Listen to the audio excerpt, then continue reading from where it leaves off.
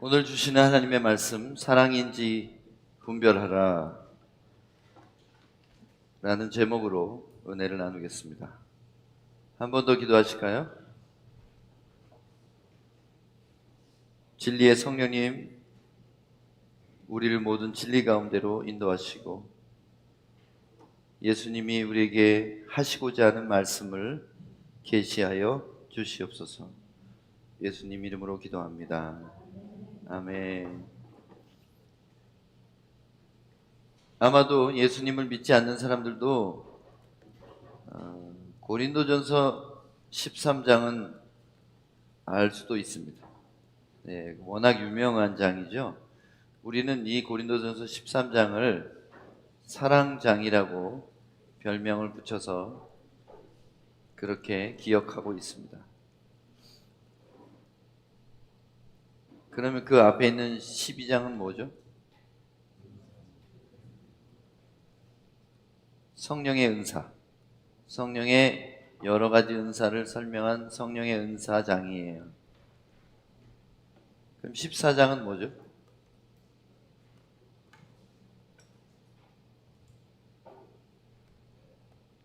(12장은) 성령의 여러 가지 은사를 얘기했고 13장은 제일 큰 은사이면서 제일 중요한 은사인 사랑을 소개했습니다. 그리고 14장은 그 모든 은사를 성령의 뜻을 따라 질서 있고 품위 있게 사용해야 한다 하는 내용입니다. 그 15장은 뭘까요? 부활장입니다. 부활. 그래서 우리의 복음의 결론이 바로 부활이다 하는 거예요. 12장부터 쭉 흐름을 보면 우리가 성령을 따라서 일생을 살고 그리고 많은 주시는 은혜와 은사들을 따라서 교회를 섬기고 그 중에 제일 중요한 것이 사랑으로 섬겨라. 그것도 영적 권위 아래서 이렇게 말한 거예요. 그러면 너희들은 복음의 결론인 부활에 이상 없이 다 들어가게 될 것이다. 그 얘기예요. 12장부터 15장까지 보면 뭐가 제일 중요한가? 부활의 영광을 받기 위하여 가장 중요한 것이 무엇인가? 바로 그것이 사랑이라고 하는 겁니다. 교회 안에서 여러 가지 은사를 가졌고 직분을 가진 사람들이 일생 동안에 교회 생활을 하고 신앙을 지켰다고 스스로 생각할지라도 그들이 설교자든지 치유자든지 예언자든지 기도에 헌신해서 하루 종일 방언 기도로 중보한 사람이든지 간에 그들 모두가 부활에 참여하는 것이 아닙니다. 한 가지 조건이 제일 중요한 조건이 필요한데 그 모든 것을 사랑으로 했느냐가 심판의 기준이라는 거예요. 그래서 제일 중요한 은사이면서 제일 중요한 열매인 사랑에 대하여 13장이 설명하고 있는 겁니다. 여러분 이 본문을 많이 듣고 많이 읽으셨기 때문에 내용은 잘 알고 계실 겁니다. 그러나 이것이 진짜 무슨 뜻인지에 대해서 조금 우리가 진지하게 살펴볼 필요가 있습니다. 여기서 말하는 것은 은사는 아무것도 아니다. 여러분 왜 은사주의 교회들이 미어 터지는지 아세요? 사람들이 하나님을 내 문제의 해결자로 보기 때문에 그렇습니다. 그래서 은사가 나타난다는 소문이 실제이든지 아니든지 그런 소문만 있으면 그런 교회는 버글버글하게 사람이 많습니다. 그런데 그런 접근 자체가 예수님의 공생의 기간에 구름대같이 예수님을 따라다니는 사람들하고 크게 다르지 않습니다. 그러면 그 무리들을 하나님은 어떻게 생각하실까? 한번 보세요. 그들은 떡을 얻어먹고 병 고침을 받고 자기 자녀가 귀신에게서 노인받는 그 은사를 필요로 하기 때문에 따라다녔어요. 그러나 그 무리 중에 많은 사람이 또 예수님을 십자가에 못 박으라고 소리 지른 군중들입니다. 이게 어찌된 일일까요? 은사를 경험한다고 해서 신앙이 생기는 것이 결코 아니라는 것입니다. 병 고침을 받았다고 천국 가는 것이 아닙니다. 병을 고치는 은사를 행했다고 천국 가는 것도 아니라는 겁니다. 우리가 그것을 어떻게 할 수 있습니까? 예수님께서 마지막 심판의 자리에서 나는 너를 도무지 알지 못한다 하셨던 그 사람들이 누구인지를 한번 기억하셔야 됩니다. 그들은 병을 고쳤고 많은 권능을 행했고 귀신을 내어 쫓았습니다. 그들은 심지어 말씀을 전하는 선지자들이었습니다. 그런데 그들을 예수님은 전혀 모른다고 하셨고 그 사람들은 지옥 판결을 받았어요.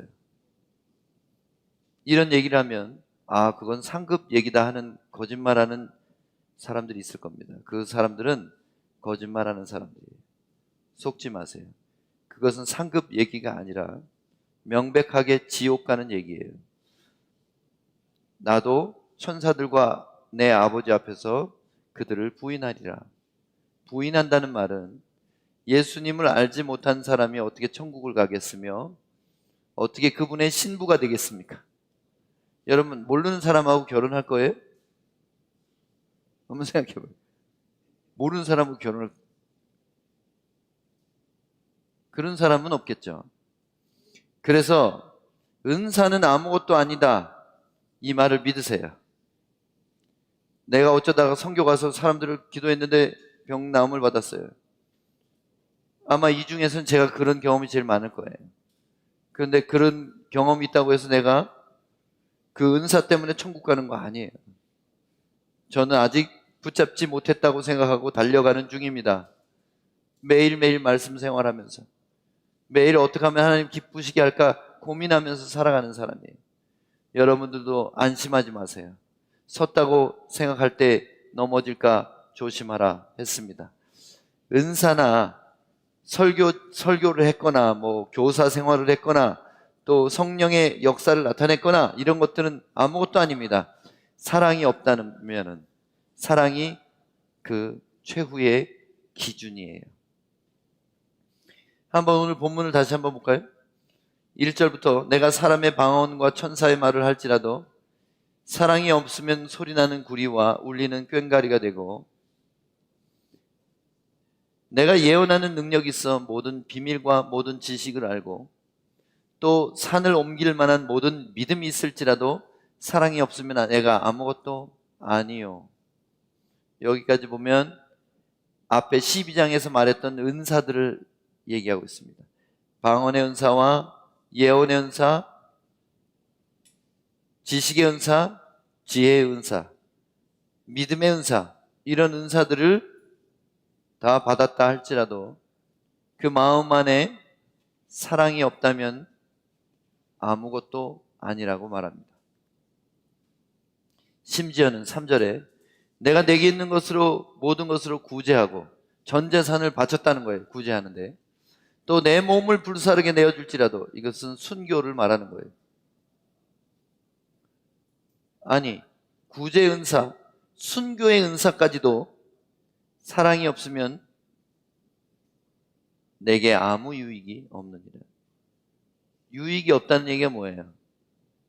노골적으로 말하면 천국 못 간다는 얘기. 그냥 말하면 순교해도 그런 일이 있을까요? 예수를 위해 죽었는데 천국을 못 가요? 사랑으로 한 게 아닐 경우에는 그렇습니다. 예수님을 사랑하거나 사람들을 사랑함으로 자기 목숨을 던진 게 아닐 경우에는 그가 죽어봤더니 나 너 몰라 이렇게 하시는 거예요. 그 황당함을 어떻게 어떨 것 같습니까? 내가 예수 이름으로 죽었는데 모른다 하셔. 사랑이 없으면 그냥 죽은 거예요. 순교가 아니라. 방언의 은사는 사람들을 시끄럽게 만들어요. 사랑이 없는 사람이 방언을 떠들어대면 사람들 기도 방해하고 기분이 언짢아집니다. 울리는 꽹과리와 소리나는 구리가 되기 때문에 그렇습니다. 예배드리러 조용히 와서 하나님과 대화하려고 그러는데 옆에서 꽹과리 한번 쳐보세요. 따당 따당 따당 따당 따따따 사물놀이를 옆에서 한다고 생각해요. 귀 옆에서. 근데 이렇게 방언하는 이기주의자들이 있어요. 방언은 자기 골방에서 아무리 크게 해도 좋습니다. 왜냐하면 방언은 자기 자신의 영성을 위해서 하는 기도예요. 방언을 남에게 자랑하듯이 그냥 따다다다다다 하는 거 그거 별로 좋지도 않습니다. 그래서 우리 목사님은 성령에 대해서 조금 별로 좋아하지 않는 목사님인가 보다. 제가 그래요? 저는 모든 은사에 대해서 열려 있습니다. 그리고 성령님을 늘 구하고 환영합니다. 그게 아닌 것을 제가 알려드릴게요. 예언과 지혜와 지식과 믿음의 은사는 아무것도 아닙니다. 사랑만 없으면, 그거 하나 빠지면. 그래서 사랑 없는 예언자들한테 머리 디밀지 마세요. 인격적으로 문제가 많고 도덕성이 이상한 사람한테 점 잘 친다고 가서 미래를 묻지 마세요. 여러분, 그것은 예언이 아니라 점쟁이에요. 복술자예요. 큰일 납니다. 예수 이름으로 점치는 사람들 많아요. 내년엔 아들 신학교 보내야 되겠네. 이렇게 하는 사람하고 말 섞지 마세요. 그냥 돌로 때리고 오세요. 그냥. 하나님은 점치는 자를 기뻐하지 않으십니다. 희생적인 구제와 순교의 은사마저도 아무 유익도 없어요. 그 은사들이 나타나는 사람이 사랑이 없다면, 사랑으로 그 은사를 사용하지 않았다면 그것은 하나님을 높이는 것이 아니라 사람을 높이고 사람을 자랑하고 이득을 챙기려고 하는 거예요. 8절 보겠습니다. 사랑은 언제까지나 떨어지지 아니하되, 여기 떨어진다는 말은 소진된다는 뜻이에요. 다 밑바닥이 나지 않는다는 거예요. 예언도 패하고, 예언이 왜 패해질까요? 모든 예언이 성취되면 그 예언이 쓸 데가 있어요, 없어요?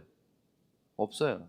방언도 그치고, 천국 가서 다 언어가 통일됐는데 혼자 방언하고 있어요. 그 사람 뭐예요? 좀 상태가 안 좋은 거죠? 천국 방언으로 다 통일됐는데 혼자서 딴 소리를 내고 있어요. 9절에 보세요. 우리는 부분적으로 알고 부분적으로 예언하니 온전한 것이 올 때는 부분적으로 하던 것이 패하리라. 그리고 우리의 예언은, 심지어 성경에 나오는 예언도 장차 일어날 모든 일을 다 기록할 수는 없어요. 성경책은 하나님의 말씀이지만 하나님의 모든 말씀이 아니에요. 이거 중요한 거예요. 우리는 성경책이 틀림없는 하나님의 말씀으로 보지만 성경이 하나님의 말씀 전체라고 생각해서는 큰일 납니다. 이전에 없던 것을 하나님은 말씀하실 수 있어요. 계시가 끝나지 않았어요. 성경은 완성되고 불가침의 영역이라고 잘못 알고 있는데 성경 자체를 우상 삼는 사람들이 있어요. 성경이 우상이 되어서는 안 돼요. 성경은 틀림없이 믿음으로 받아야 되는 하나님의 말씀이지만, 보라 내가 새 일을 행하노라. 하나님은 성경 안에 적힌 말씀 아닌 말씀도 할 수 있어요. 김집사 도와주라는 말이 성경에 써 있어요? 아무리 봐도 없던데. 그런 말씀을 주님이 할 수 있나요? 예, 하나님은 언제든지 누구에게든지 말씀하실 수 있는 하나님이에요. 그래서 여러분, 하나님을 제한하지 마세요. 내가 배운 종교의 교리를 가지고 하나님은 이렇게만 하셔야 된다고 착각하지 마시라는 거예요.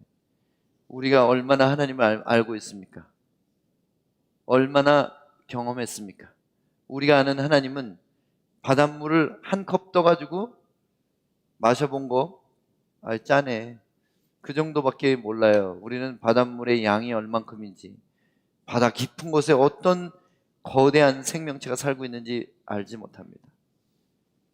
그래서 우리의 예언은, 우리의 은사적인 예언은 부분적인 거고, 그 은사적인 예언은 완전한 하나님의 임재 앞에서 사라져 버리는 거예요. 여러분, 기도를 막 뜨겁게 하다가 어느 순간 여러분 침묵이 흐를 때가 있어요. 제 경험상. 성경 읽으면서 은혜 받다가 어느 순간 성경책을 딱 접을 때가 있어요. 언제인지 아세요? 하나님의 임재를 느낄 때. 저는 성경 공부하는 걸 즐깁니다. 성경 읽는 걸 좋아해요. 근데 성경 읽다가 가슴이 뭉클하면서 하나님이 여기 계시다 이런 느낌이 들 때 저는 책상 밑으로 들어갑니다. 책상 밑에 엎드려서 저도 모르게 하염없이 눈물이 흘러요. 왜냐하면 하나님의 임재를 느낄 때마다 제가 느끼는 거는 나는 정말 구제불능이었구나. 나는 썩었구나. 그걸 느껴요. 그래서 하나님 얼마나 감사한지 그냥 그분의 발에 입 맞출 수밖에 없습니다. 예배도 마찬가지예요. 예배가 절정에 달했을 때, 가끔 여러분 주일 예배는 너무 짧기 때문에, 찬양이 짧기 때문에 그 20분 안에 임재하셔야 돼. 바쁘잖아요. 근데 화요 모임 때는 길 때는 1시간이나 찬양하잖아요. 그때 화요 모임 때 제가 예배 인도하다가 침묵할 때가 있어요. 그 말을 잊지 못하고 그냥 눈물이 막 흐를 때가 있어요. 그게 왜 그렇습니까? 온전한 것이 올 때는 부분적으로 하던 것이 폐하리라. 내가 말을 하는 것보다 더 놀라운 것, 말 없이 그분의 목소리를 듣는 것입니다. 그게 놀라운 예배의 비밀이에요. 그래서 우리의 주일 예배는 아직 멀었어요. 저는 주일 예배 하다가 그냥 설교 못하고 찬양으로 끝나고 기도로 끝나는 그런 예배를 기다립니다.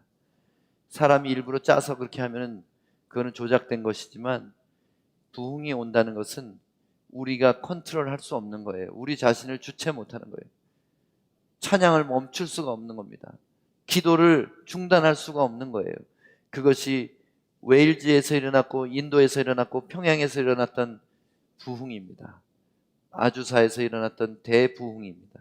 그것은 우리의 이성과 논리로 통제할 수 없는 스스로의 몸과 마음이 되는 거예요. 바로 성령에 감동되다. 구약 성경에는 성령에 감동되었다 이렇게 표현하는 거예요. 사랑을 뭐라고 말했습니까? 온전한 것이라고 말했어요. 사랑이 영원하다고 말했고, 다른 것들은 다 없어질 거라고 얘기했는데, 온전한 것. 그래서 사랑만이 온전해요. 예언은 온전하지 않습니다. 우리가 가진 믿음도 온전치 않아요. 우리의 구제도 충분하지 않습니다. 우리가 순교한들 그것이 하나님께 그렇게 큰 이득이 되겠어요? 그러나 하나님을 위해서 순교하는 것보다 더 중요한 게 하나님을 사랑하는 겁니다. 하나님을 사랑하는 게 하나님을 위해 눈 한번 찌끈 감고 용감하게 죽는 것보다 훨씬 낫다는 거예요. 여러분 정말 주님을 사랑하십니까? 제가 예수님을 사랑하는 거 느껴지시나요?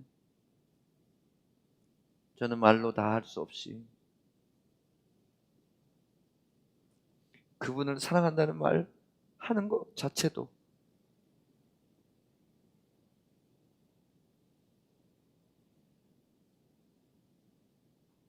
목이 맬 정도로 그분을 사랑합니다. 그리고 그분이 그립습니다. 여러분, 예배는 종교 행사가 아니라 그분을 사랑하는 거예요. 그분을 그리워하는 것입니다. 그분을 또 만나기를 기다리는 것입니다. 은사는 부분적인 것들이고 사라질 것들입니다. 사랑만이 온전한 것입니다.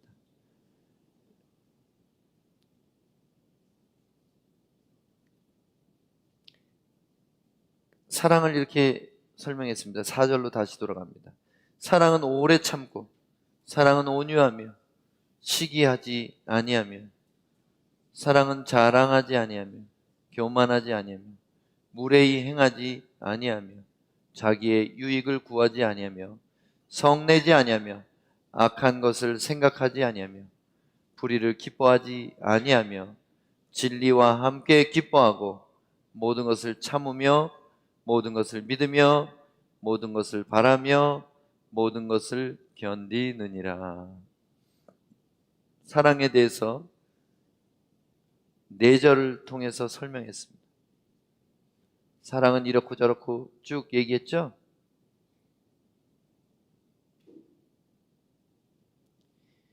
이게 성령의 갈라디아 5장 23절에 나오는 성령의 9가지 열매라고 알고 있는 그 내용이에요. 성령의 열매는 하나뿐이 없습니다. 사랑이에요. 그리고 그 8가지가 참된 사랑이 가지고 있는 속성이에요. 여기 보세요. 사랑은 오래 참고, 거기에 인내가 있죠? 성령의 9가지 열매 중에 인내가 있죠? 온유함이 있죠?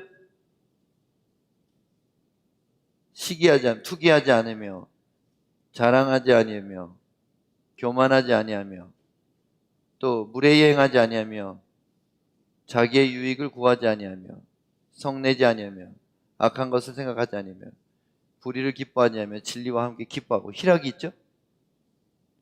이 안에 자비가 있어요? 있죠? 충성이 있어요? 모든 것을 견디고 모든 걸 참는 거, 이게 충성에 들어가지 않아요? 인내도 들어가죠? 절제가 있나요? 네, 이렇게 풀어서 얘기했지만 이것은 갈라디아서에 나오는 성령의 열매 사랑의 8가지 속성을 여러 말로 풀어 놓은 것과 같습니다. 그래서 사랑이란 것은 무엇이냐면 성령이 충만한 사람이 맺는 열매예요. 성령 충만을 여러분 어떻게 이해하셨습니까? 성령 충만한 사람은 은사가 많다고 잘못 알고 있었어요. 아무리 설명해도 그렇게 다가옵니다. 누군가 내 과거를 딱 얘기했다면은 쏠깃할 수밖에 없는 거예요. 왜냐하면 사람들은 미래를 아무도 보지 못하고 두렵기 때문에 미래에 대해서 힌트를 줄 것 같은 사람을 굉장히 좋아합니다. 그리고 그 은사를 가진 사람들이 성령께서 말하라 하지 않을 때도 그 은사를 사용하면 그것은 영적 교만이에요. 알고 있더라도 대답지 말라고 하시면 대답하지 않는 것이 선지자입니다. 선지자는 말하라고 하는 데까지만 말하고 멈추라고 할 때 멈추는 거예요. 만일 누군가의 미래를 계속 다 말해준다, 까발린다면 그 사람은 입이 가벼운 자로서 성령이 더 이상 비밀을 말해주지 않습니다. 은사는 은사의 주인의 결제를 받고 사용하는 거예요. 내가 병 고치는 은사가 있었다 한들 지금 이 사람이 병 낫는 것은 하나님 뜻이 아니에요. 그 병을 통해서 하나님께 간절해지고 만나야 되는데 고쳐버려 내가. 그럼 어떻게 되는 거예요? 하나님의 뜻을 방해하는 자가 되는 거예요. 성령의 은사를 가지고 성령이 주신 도구를 가지고 하나님의 계획을 망쳐놓는 자가 되는 거예요. 그리고 그것을 통해서 나를 존경하게 만들고 나를 의지하게 만들고 나한테 헌금하게 만들고 내 권위에 복종하게 만든다면 그 사람이야말로 은사 때문에 멸망하는 사람이 되는 겁니다. 그래서 은사 가진 사람이 마치 탁월한 존재인 것처럼 행세할 때 여러분 조심하셔야 돼요. 그것은 하나님이 주셨던 은사일지라도 나중에는 사라지고 그것은 지옥 가는 이유가 될 수도 있다는 거예요. 사랑을 딱 보세요. 여러 가지 특징이 있지만 맨 앞에 오래 참고가 나오죠. 맨 뒤에 모든 것을 견디는 거예요. 사랑을 햄버거라고 생각하면 위에 윗뚜껑과 아랫뚜껑이 오래 참고 견디는 거예요.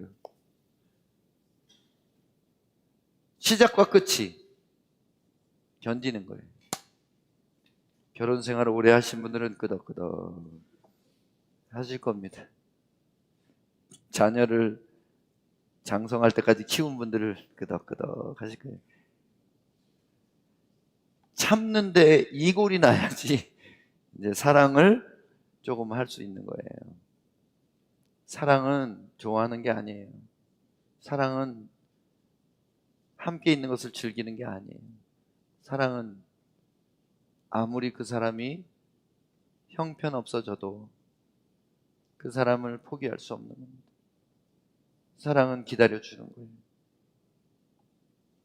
하나님이 나를 기다려주신 것처럼, 지금도 나를 참아주고 계신 것처럼, 여러분 서로 참는 것이 가장 높은 사랑의 길이라는 것을 여러분 아셨으면 좋겠어요. 사랑은 언제까지나 떨어지지 아니하 내 예언도 패하고 방언도 고치고 지식도 패하리라. 우리는 부분적으로 알고 부분적으로 예언하니 온전한 것이 올 때는 부분적으로 하던 것이 패하리라. 내가 어렸을 때는 말하는 것이 어린아이 같고 깨닫는 것이 어린아이와 같고 생각하는 것이 어린아이와 같다가 장성한 사람이 되어서는 어린아이의 일을 버렸노라. 우리가 지금은 거울로 보는 것 같이 희미하나 그때는 얼굴과 얼굴을 대하여 볼 것이요 지금은 내가 부분적으로 하나 그때는 주께서 나를 아신 것 같이 내가 온전히 알리라. 자, 이 말씀들을 제가 싹 정리해 드릴게요. 사랑이 아닌 것을 목록을 써보면 시기, 질투가 사랑이 아니에요.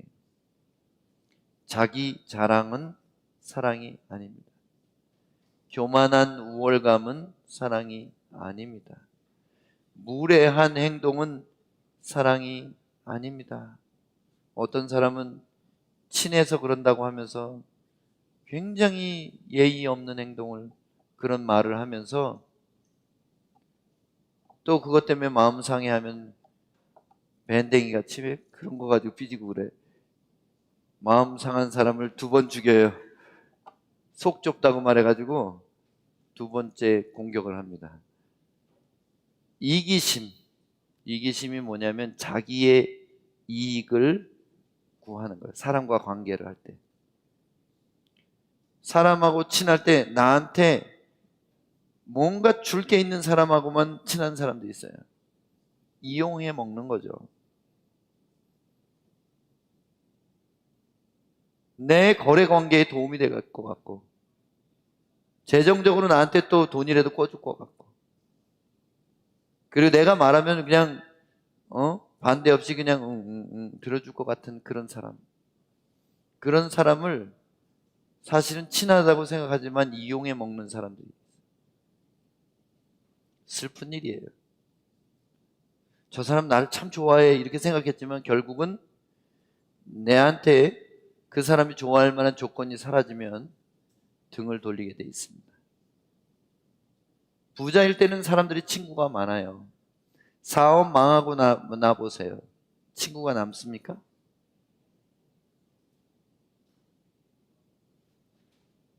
분노, 성내지 아니하며. 분노는 사랑하는 게 아니에요. 악한 것을 생각하는 것은 사랑이 아닙니다.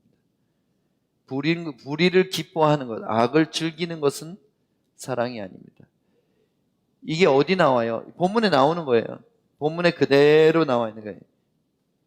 사랑한다고 하면서 이런 것들이 내 안에 있나는 한번 보세요.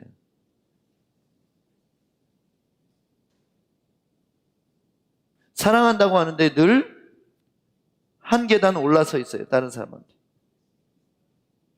그게 여러 가지 조건이 있을 수 있어요. 내가 외모가 그 사람보다 뛰어난다고 스스로 생각하기 때문에, 내가 학벌이 좀 그 사람보다 낫다고 생각하고, 내가 가진 재산이 저 사람보다 좀 많다고 생각하고, 그런 것 때문에 내가 그 사람들한테 베풀고 밥도 사고 또 도와주기도 하고, 그렇지만 그것은 하나님이 볼 때 사랑이 아니라. 그래서 어떤 은사자가 마치 자기는 굉장히 뛰어난 사람이고 어떤 사람은 굉장히 구걸하는 영적으로 가난한 사람인 것 같아서 함부로 대하거나 그 사람을 되게 낮추어 보거나 이래라 저래라 하면 그 사람이 아무리 죽은 사람을 벌떡 일으켜도 그 사람한테 가지 마세요. 그러면 사랑인 것은 뭐냐? 오늘 본문을 다시 뒤집어서 보면은 오래 참는 것 사랑이죠. 온유한 게 사랑이에요. 진리를 기뻐하는 게 사랑이고 모든 것을 참는 것이 사랑이고 모든 것을 믿는 것이 사랑이고 모든 것을 견뎌내는 것이 사랑이고 이타적인 것이 사랑입니다. 어린아이의 일을 버려놓으라, 이게 다른 말이 아니라 이기주의를 버렸다는 뜻이에요. 어린아이의 여러 가지 특징 중에서 어린아이의 이기심을 얘기하는 거예요. 그리고 온전한 것입니다. 사랑은. 은사는 부분적인 것이다.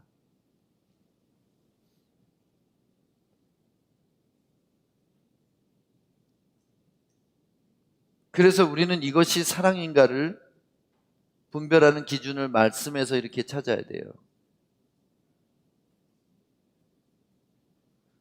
계속 분노하면서 애를 두들겨 패면서 아빠가 너 사랑하니까 그런 거야 이 새끼야 그러면서 엉덩이를 막 때려요. 사랑이에요? 아니에요. 거짓말이에요. 사랑 아니에요. 사랑은 그렇게 하는 게 아니에요. 그것은 훈계가 아니라 분풀이 하는 거예요. 여기 써 있잖아요. 뭐가 사랑인지를 우리가 구별하며 살아야 돼요. 특별히 자녀 키우시는 분들 잘 생각하세요. 여기 뭐든지 오냐오냐 하라고 써 있는 게 아닙니다. 이것은. 그죠? 부모가 양심을 속이면서 자식들한테 바르게 살라고 말할 수 있어요? 공원에 들어가는데 8살까지는 무료입니다. 그런데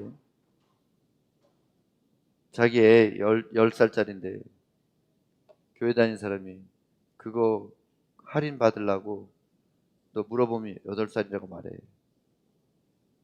집사님이 이렇게 살면 안 돼요.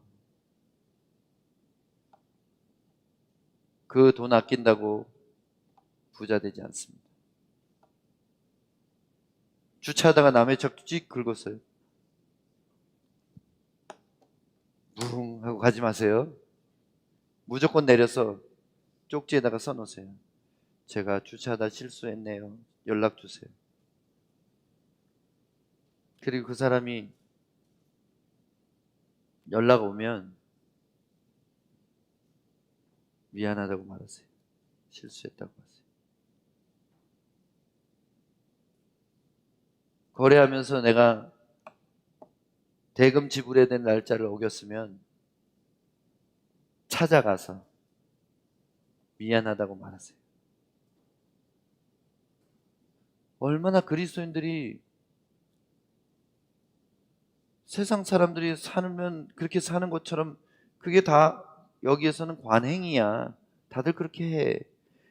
거기에 젖어서 살지 말라는 거예요. 우리의 기준은 하나님이 받으실 만한 내면과 행동과 말과 표정이 기준이에요.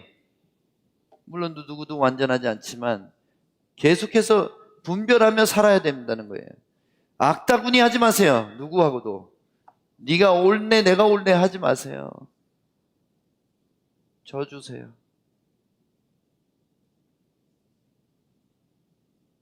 그래서 악을 행하는 것을 바보같이 당하라는 얘기 아니에요. 지혜가 필요해요. 우리가 하나님은 믿지만 여성들이 지하 주차장에서 차 문은 꼭 잠그고 있어야 돼요. 하나님 믿는 거하고 지혜로운 거하고 그 대신에 우리가 세상 사람들처럼 악 쓰면서 사는 거하고는 다른 거예요.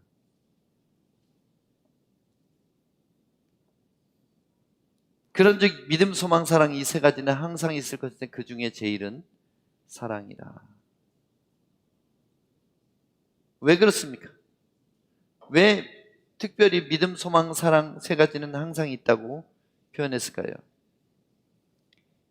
이것 없으면 사람이 아니에요. 살 수도 없고 사람으로서의 가치도 없는 거예요. 믿음 없는 사람은 길을 잃은 사람과 같아요.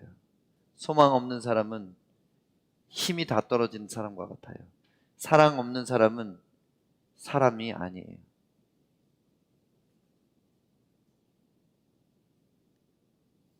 믿음과 소망은 왜 영원한가? 그것은 하나님에 대한 우리의 태도이기 때문이에요. 믿음과 소망이 하나님을 향한 성도의 마땅한 태도이기 때문이에요. 사랑은 왜 영원하고 제일입니까? 사랑은 우리의 태도일 뿐 아니라 하나님 자신이기 때문에 그렇습니다. 사랑은 우리가 하나님에 대해서 가져야 될 태도일 뿐 아니라 하나님 자체가 사랑이에요. 그래서 믿음과 소망보다도 더 중요한 것이 사랑이라는 겁니다. 어떤 사람이 예수 믿는 믿음 때문에 사랑을 포기한다면 그 사람의 믿음은 헛것이에요. 어떤 사람이 자기가 천국 가는 소망 때문에 다른 사람을 외면한다면 그것은 하나님이 기뻐하시는 소망이 아닙니다. 사랑하지 아니하는 자는 하나님을 알지 못하나니 이는 하나님은 사랑이심이라. 사랑하지 않는 사람은 하나님을 몰라요. 이게 얼마나 무서운 얘기냐면 나는 너를 도무지 알지 못하노라 그 말을 듣게 된다는 거예요. 사랑하지 않고 교회 생활 열심히 한 사람, 그저 예배는 빠지지 않고 나왔으나 사랑할 마음도 없고 용서할 마음도 없고 그 사람을 품어줄 마음도 없어요. 그런 사람을 하나님은 모른다고 할 수도 있어요. 빨리 돌이키세요. 좋은 말 할 때 빨리 돌이키십시오. 모른다고 하면 어떡해? 큰일 나죠. 은사를 쫓지 말고 사랑의 본을 따르십시오. 그것이 참된 신앙입니다. 은사자를 사모하고 쫓아다니는 것보다 더 중요한 게, 제가 왜 선교지에서 하는 안수기도 잘 안 하는지 아세요? 담임 목회하면서 성도들 막 안수해주고 그러면 좋잖아. 막 병 고치고 막 그러면 좋잖아. 저는 여러분을 은사 위에 세우고 싶지 않습니다. 하나님의 말씀 위에 서서 여러분 자신이 은사자가 되는 것을 저는 기도하고 있어요. 그래서 은사를 보여서 저를 더 존경하게 만들고 이 교회가 미어 터지고 기도받으려고 줄 서는 거 원치 않습니다. 제가 되기 원하는 것은 사랑의 본이 되기 원해요. 예수님이 공생의 기간 내내 병 고치시고 말씀 전하시고 했지만 그가 보이신 최후의 모습은 십자가였어요. 어떤 놀라운 기적이 아닌 십자가로 그의 사역을 마무리하셨습니다. 그것이 우리에게 본이 되고 그것을 따르는 사람들, 십자가의 길을 따르는 사람들이 예수님의 참 제자가 되는 것입니다. 마태복음 16장 4절에 악하고 음란한 세대가 표적을 구하나 요나의 표적밖에는 보여줄 표적이 없느니라 하시고 그들을 떠나가시니라. 종교 지도자들이 예수님을 따라다니면서 네가 눈먼 자를 고쳤다며, 네가 안진뱅이를 일으켰다며, 네가 5,000명 먹였다며, 우리가 보는 앞에서 해봐. 들은 거 가지고는 못 믿겠으니까 한번 해봐. 한번 해봐. 마치 하나님의 종을 기적 자판기인 것처럼 여기는 거예요. 근데 나는 요나의 표적밖에는 보여줄 게 없다. 요나의 표적이 뭐예요? 요나가 물고기 뱃속에 사흘간 있다가, 사흘 밤낮을 있다가 다시 니느웨에 나온 거죠.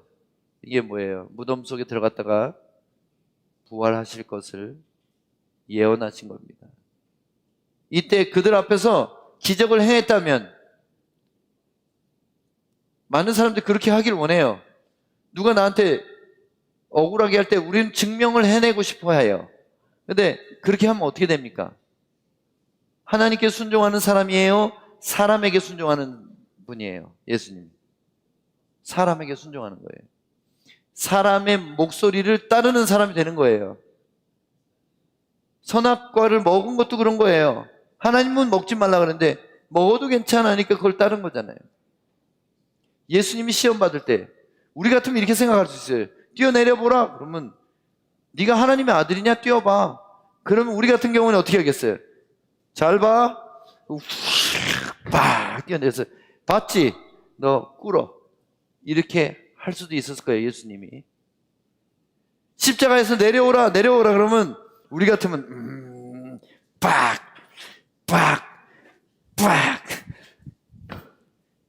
봤지? 이렇게. 이게 슈퍼맨 영화잖아요. 이게 모든 영화에 나오는 슈퍼 히어로들이 하는 거잖아요. 자기 증명. 만약 이렇게 하면 어떻게 돼요? 하나님의 말을 들은 거예요? 무리들의 말을 들은 거예요? 하나님의 말씀을 순종한 거예요? 마귀가 말한 것을 따른 거예요? 이거 보세요. 우리는 우리를 증명하는 것보다 더욱 중요한 게 잠잠고 죽으라면 죽어야 되는 사람들인 거예요. 그게 하나님께 충성한 것이, 그것이 부활의 영광에 이르게 하는 겁니다. 우리가 사람 앞에서 우리의 옳음을 끝까지 증명해내려고 다툼을 할 필요가 없어요. 왜냐하면 하나님은 의로우신 재판장이시므로 지금 갚지 않으면 나중에 대박이 나요. 하나님은 언젠가 갚으십니다. 그러니까 우리가 억울해도 침묵할 때가 있고, 하나님이 말하지 말라 그러면 가만히 있어야 돼요. 뭘 그렇게 나대려고. 내가 옳으면 얼마나 옳겠어요? 100% 옳아요? 그럼 그냥 가만히 있으라 그러면 가만히. 언제 목소리를 높여야 되냐면 내가 손해봤을 때가 아니라 다른 사람이 학대당할 때 목소리를 높여야 돼요. 다른 사람이 억울하게 불이익을 당할 때는 목소리를 높일 줄 알아야 돼요. 정의의 사도가 돼야 돼요. 그러나 내가 손해볼 때는 그냥 참아도 돼요. 하나님이 다 아시기 때문에. 여러 배로 갚아주시는 거 제가 많이 경험했어요. 여러분, 뭐가 사랑인지를 잘 생각하시기 바랍니다. 내가 손해는 안 볼지라도 그 사람을 지옥으로 보낼 수도 있어요. 아시겠어요? 내가 끝끝내 투쟁해가지고 이겨 먹었지만 그 사람을 예수 믿는 사람이 저래 하면서 예수 안 믿게 만들면 어떻게 한 거예요? 연자맷돌을 또 하나 추가. 연자맷돌 추가. 하나에 뭐 4톤 막 이렇게 되는데 그거 어떻게 할래요? 도대체 몇 관왕이 되시려고 그렇게. 고린도후서 11장을 좀 읽어보겠습니다. 뱀이 그의 간계로 하와를 속인 것 같이 혹시 너희의 마음이 그리스도를 향하는 진실함과 깨끗함에서 떠나 부패할까 두렵다. 누가 가서 우리가 전파하지 않는 다른 예수를 전파하거나 또 너희가 받지 않은 다른 영을 받게 하거나 또 너희가 받지 않은 다른 복음을 받게 하면 너희는 잘도 받아들이는구나. 그러한 이들은 거짓 사도들이고 속이는 일꾼들인데 자기를 그리스도의 사도로 가장하는 자들이다. 그러나 놀랄 것이 없으니 사탄도 자기를 빛의 천사로 가장한다. 사탄의 일꾼들이 자기를 의의 일꾼으로 가장하는 것은 대단한 일이 아니다. 그들의 마지막은 그들의 행위대로 될 것이다. 너희는 지혜로운 자로서 어리석은 자들을 기꺼이 용납하고 있다. 누가 너희를 종으로 삼거나 누가 너희를 집어삼키거나 누가 너희를 사로잡거나 누가 얕보거나 누가 너희 얼굴을 때리더라도 너희는 용납하고 있다. 내가 꼭 자랑해야 된다면 나는 나의 약함을 자랑하겠다. 참된 신자는 그리스도의 신비를 믿고 섬기기 위해 성령의 은사도 많이 받아야 됩니다. 그러나 신비주의자나 은사주의자가 되지 말아야 합니다. 그것은 마귀적인 것입니다. 은사로 돈을 벌거나 은사로 존경을 받거나 은사로 권위를 취하는 자는 마귀적인 거예요. 사도 바울은 자기의 은사가 아니라 오히려 약한 것을 자랑했고 그리스도와 교회를 향한 사랑을 자랑했습니다. 여러분, 사랑이 정답이에요. 거짓 그리스도들과 거짓 선지자들이 일어나 큰 표적과 기사를 보여 할 수만 있으면 택하신 자들도 미혹하리라. 만일 은사를 사람을 미혹하는 데 사용한다면 그들은 반드시 거짓 선지자요 마귀의 자식들입니다. 예수께서 이르시되 너희가 사람의 미혹을 받지 않도록 주의하라. 많은 사람이 내 이름으로 와서 이르되 내가 그러하여 많은 사람을 미혹하리라. 얼마나 이 시대에 많은 이단은 딱히 아닐지라도 잘못된 성령의 은사에 사용하는 사람들이 있다는 것입니다. 이르시되 미혹을 받지 않도록 주의하라. 많은 사람이 내 이름으로 와서 이르되 내가 그러하며 때가 가까이 왔다 하겠으나 그들을 따르지 말라. 영적 권위자에게 절대 복종을 강요하거나 규칙이 엄청 많고 폐쇄적이에요. 우리가 뭘 하는지 다른 사람들한테 안 알려요. 집단적으로. 물질적인 축복을 강조하고 방언을 지나치게 강조하고 몸에 병이 낫는 것을 강조하고. 조심하세요. 그런 데는 가지도 마세요. 사람 100만 명이 모여도 가지 마세요.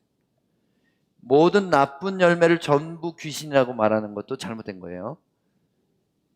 모든 나쁜 것을 귀신이라고 말하면 문제가 어디 있으면 회개가 없어져요. 귀신이 안 하고 귀신이 당황해요. 네가 그랬잖아. 내가 언제 그랬었는데. 음란의 영이 그랬다고? 음란의 영이 깜짝 놀라요. 네가 음란했잖아. 왜 그래 나한테? 몸부림치고 뒹굴고 소리 지르는 행위 같은 혐오감을 일으키는 지나친 외적인 현상 중심의 신앙은 신비주의, 은사주의로 성령의 열매가 아닙니다. 왜 개 짖는 소리를 내? 성령 충만한데. 그런데 많아요. 미국에도 캐나다에도 많아요. 브라질은 더 많은 것 같고. 분별의 기준. 어떻게 분별할 겁니까? 영분별의 기준입니다. 영적 권위와 옳고 그름 중심인가 사랑 중심인가? 규칙을 안 따르면 규칙을 따를 때는 간이라도 빼줄 것 같이 하다가 이 교회 못 나가겠으면 저주하고 네가 3대를 벌 받을 거야 이렇게 말. 이런 무리들은요 정말 이 시대의 영지주의자들이에요. 오는 사람 사랑으로 받아주고 가는 사람 사랑으로 전송하는 그런 몸이 참된 그리스도의 몸이에요. 무리 짓는 것인가 참된 사랑입니까? 죄인들끼리는 서로 사랑하느니라. 죄인들끼리는 그들도 서로 사랑하느니라. 이거 보세요. 배타적인 끼리끼리 당 짓는 거, 교회 안에서 이런 것들은 사랑이 아니에요. 참된 사랑은 좋아하는 것이나 즐기는 것이나 폐쇄된 무리를 짓는 것이 아닌 책임지고 희생하는 이타적인 사랑이라는 거예요. 여기서 빼놓을 수 없는 조건이 바로 용서라는 것입니다. 책임진다는 말이 뭐예요? 우리가 서로 지체가 된 것을 어떻게 책임져요? 용서함으로 책임지는 거예요. 너희가 만일 너희를 사랑하는 자만을 사랑하면 칭찬받을 것이 무엇이냐? 죄인들도 사랑하는 자는 사랑하느니라.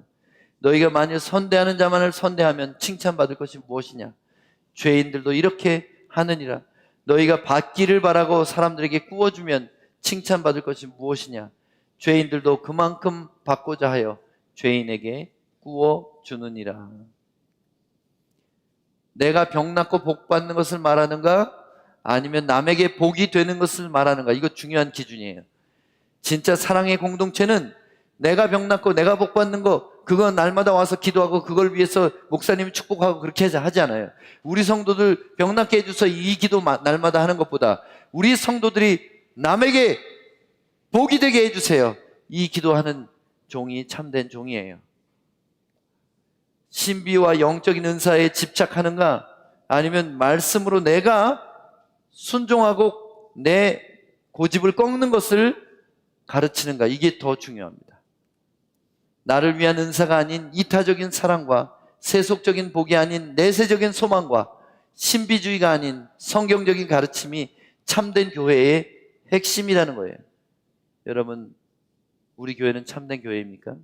제가 대답을 강요하지 않겠습니다. 한번 생각해 보세요. 5번째, 집단의 세력을 키우기 위해 전도하는가? 대상이 영생을 얻게 하려는 순수한 전도를 하는가? 이것도 중요합니다. 집단과 세력을 키우기 위한 전도는 바리새인들도 그래요. 두루 다니며 자기 제자를 찾아다가 배나 더 지옥의 자식이 되게 하느니라 그랬잖아요.